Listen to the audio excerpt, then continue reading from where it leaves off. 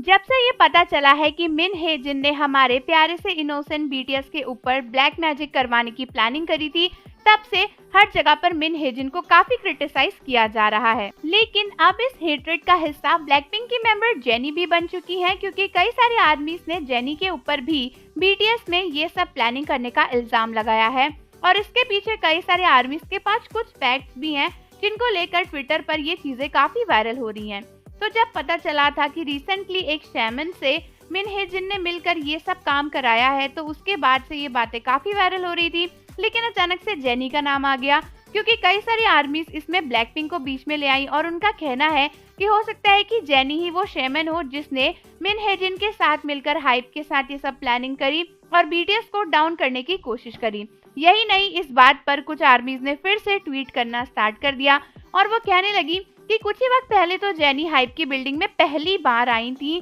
और कुछ ही दिनों बाद पूरी कंपनी इस तरीके से टूटकर बिखर गई। तो कहीं ना कहीं जेनी का साया जो है वो काफी काला है। यही नहीं, बल्कि कई सारे लोग ये भी बोल रहे हैं कि जेनी के पास तो बहुत ही सारे ईविल आई कलेक्शंस भी हैं, उन्हें इस चीज की क्या ही जरूरत पड़ती होगी, कहीं उन्हें खुद को ईविल आई की यूज करके प्रोटेक्ट तो नहीं करना पड़ता। तो ये सारी काफी ज्यादा अजीब और टॉक्सिक बातें इंटरनेट पर चल रही हैं, जिसको देखकर कई सारी न्यू आर्मीज कंफ्यूज हो गई और कुछ आर्मीज को तो लगा कि ये बातें सच हैं और सच में जेनी इसमें इन्वॉल्व है। क्योंकि दोस्तों, जैसा कि आप इस मामले की गंभीरता को समझ ही सकते हो कि मिन हेजिन जो कुछ भी कर रही है और हाइप में जो कुछ भी चल रहा है, वो एक बहुत बड़ा सेंसेशनल टॉपिक है के पॉप इंडस्ट्री के लिए इस समय। और ऐसी चीजों पर मीम्स बनाना या फिर मजाक करना काफी गलत बात है, क्योंकि जहां पर दुनिया भर के आर्मीज बेताब हैं ये जानने के लिए कि एक्चुअल में बीटीएस सेफ है या नहीं, या फिर मिन हेजिन ने एक्चुअल में किया क्या है, उसके बीच में अगर ऐसी मैनिपुलेटिव ट्वीट्स आएंगी जहां पर बेकार में दूसरे के पॉप आइडल्स को इन्वॉल्व किया जाएगा, तो कोई भी कंफ्यूज हो ही जाएगा।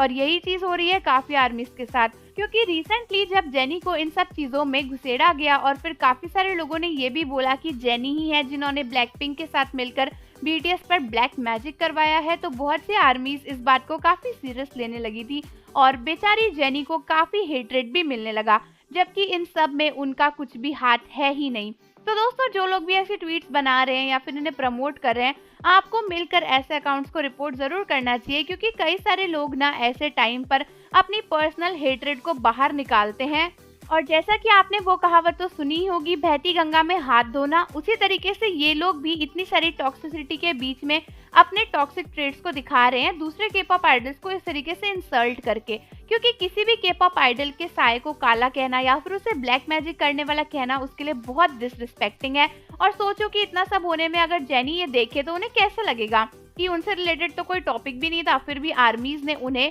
डिसरिस्पेक्ट करने के लिए ये सब कुछ करना स्टार्ट कर दिया। तो आप सभी मुझे बताओ कि क्या आपको लगता है कि जो आर्मीज ये सब बातें कर रही हैं वो सही है या नहीं। और जाने से पहले चैनल को जरूर सब्सक्राइब कर लो, बेल आइकन प्रेस कर दो। मिलते हैं आपसे अगली वीडियो के साथ।